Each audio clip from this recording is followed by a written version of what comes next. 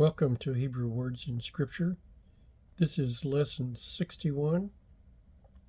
This lesson, let's look at the word Dan and Naphtali, two more sons of Jacob. And so we continue with the story of Jacob, and he now has two wives, Leah and Rachel, and four sons.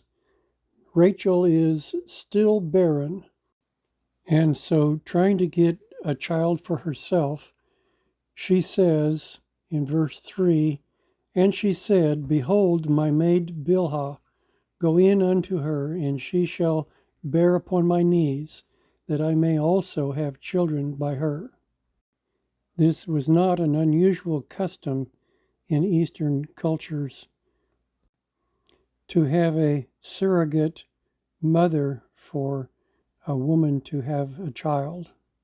Verse 4, "And she gave him Bilhah, her handmaid, to wife, and Jacob went in unto her."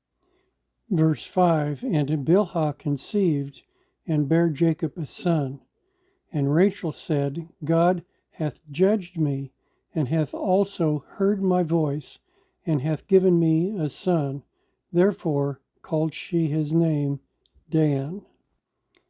We see that Jacob now has three wives, and the name Bilhah has the meaning Bet Lamed Hey Hey Bilhah, and it means troubled. And we see the word heard appear again, and we go back to Simeon. Simeon is Shin Mem Ein Shema. Shimeon, Simeon, meaning to hear. But now the real word we're looking for, Dan. And we see this word appearing as Dalet Nun, Dan, or Don, and the meaning is a judge. And it says the origin of Dan is from H1777, which means judge. But hold on a minute. Going back to our text, we see in verse 6, it says that Rachel said, God hath judged me. There's that H1777. So let's explore that H1777 word. So we see H1777, the Hebrew word for the English word judged, becomes Dalet Yod Nun or Dalet Vav Nun. It's either Din or Dun, Din, and it means to judge, to contend or plead, to act as a judge, to minister judgment, to plead a cause, to execute judgment, to requite, to vindicate, to govern, to contend, to strive. And it says the primitive root is H113. So let's go there. So H113 is Aleph, Dalet, Vav, Nun, or Aleph, Dalet, Nun, Adon, Adon. It means a firm or strong lord, master. It means a lord and master. In reference to men, it's a superintendent of the household or a superintendent of the affairs. The master, the king. With reference to God, the definitions go on. It means lord or kings, proprietor, master, husband, prophet, governor, prince, king. Goes on to the my lord, my master. And it goes on, it says, reference to God, my Lord and God, Adonai, which is parallel with Yahweh. Notice it goes on down at the bottom, it says sovereign or the controller, human or divine, a master, owner. And there's the word Adonai comes in again.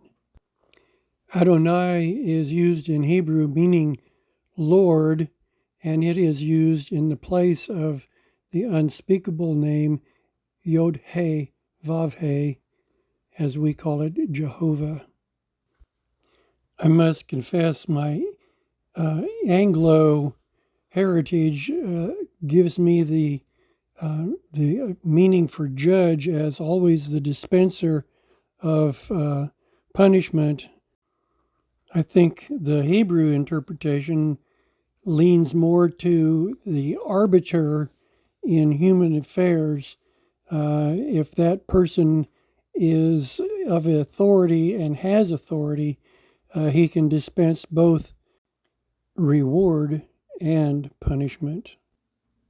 And verse 7 goes on, and Bilhah, Rachel's maid, conceived again and bare Jacob a second son.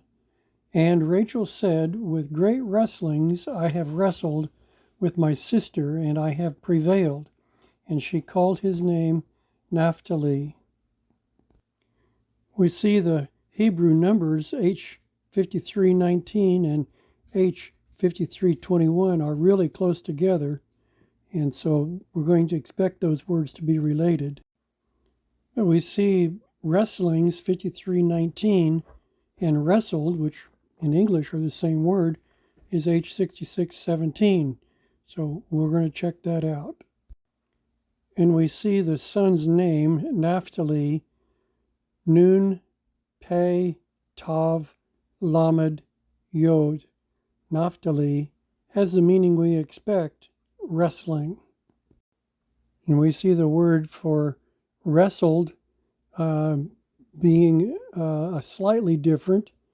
Nun, Pe, Tav, Vav, Lamed, Naftul, and it means to wrestle or wrestlings, but it comes from the word we're looking for, H6617.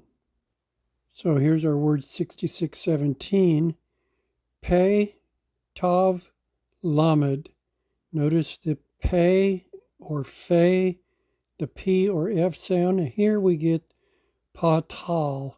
Patal means to twist, to be twisted, to wrestle. There's our word. The primitive root is to twine, that is literally to struggle or to be tortuous, unsavory, to wrestle. It's interesting that in Naphtali we have the F sound, but in Pathal we have the P sound.